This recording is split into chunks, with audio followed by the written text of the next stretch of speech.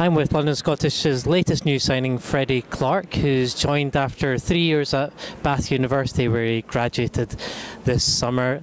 For the more observant London Scottish supporters, they'll remember you from last season. You'd played in all the pre-season games and some of the league games as well. So are you pleased to have signed full-time for this season? Yeah, delighted. It was always an aim of mine, sort of playing professionally after I finished university, so yeah, I'm absolutely delighted. So talk to us about your 3 years at Bath Uni, because I know you were affiliated to Bath Rugby Club as well for 2 years. Yeah, in terms of rugby, my first sort of year was sort of focused towards at Bath Rugby, along with my studies, and then second year and on from that, I sort of wasn't as closely affiliated with them anymore, so I was able to focus on my studies a bit more, and yeah, I was able to graduate in the summer, hopefully with a good enough mark. And when you first left school, you were at London Irish for a season? Yes, when I left school, I signed professionally with London Irish for a year, where I was full-time. And that again, I sort of love being in that sort of environment. What persuaded you to come to London Scottish full-time then? Well, obviously I tasted a bit last summer, and obviously the success of the club was really enticing, really, where it wants to be and where it's going. I think it excites me, and I feel like I can add to that, so I'm looking forward to the new challenge. And you're primarily a number 8, so you'll be looking forward to learning off Mark Bright, who's got loads of championship experience. Yeah, definitely. He's sort of got a similar background in terms of rugby and rugby playing ability, so yeah, definitely look to learn off him a lot. But yeah, anyway, across the back row, I'll be happy to fill him. Now, you played a lot of sevens last summer. It's very successful, and you also played with Mark in the European sevens circuit when Mark was playing for England ahead of the Commonwealth Games.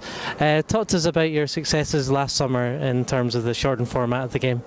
Yeah, well, firstly, it all snowballed. It was basically a snowball effect, really. I sort of started with winning the university championships with Bath, and then from there I was fortunate enough to be selected to represent GB Sevens, who went to Brazil to play in the World Student Games, where we fortunately won gold, which was a great experience to be a part of.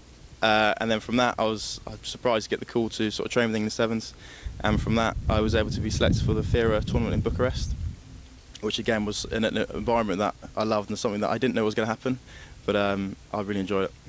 There's certainly, playing the seven-a-side game, Russell Weir, who was part of the Scotland 7 setup. He's joined us ahead of next season as well. What learnings can you take from the shortened format in the game to bring to the 15-a-side game? I think sevens emphasise on your skills a lot. Sort of skills under fatigue is sort of the biggest challenge that every sevens player faces. For me, it's sort of lasting the 14 minutes is my biggest challenge. But yeah, sort of adapting the skills and sort of bringing it back into the 15s.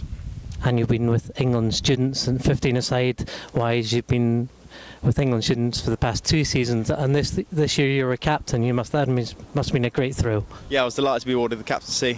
We played 3 games: Portugal, France, and Wales. Fortunately, we lost to France this year, and we did again last year. But yeah, I really enjoyed being captain, and it was something that I greatly appreciate and want to do it again, maybe. And looking ahead to the forthcoming season, what are you hoping to get out your first year at Scottish? First, sort of nail down a place in the team in 23. That's sort of definitely one of my aims, and just go from there. Sort of take each game as it comes. But yeah, I'm just really looking forward to starting the challenge. And I know you're going on a short golfing holiday before pre-season starts in mid-June. You're looking forward to getting stuck into some tough fitness sessions? Yeah, definitely. I think it'll be a bit of a shock to the system, but I'm trying to make it less of a shock by trying to just keep on top of a few things.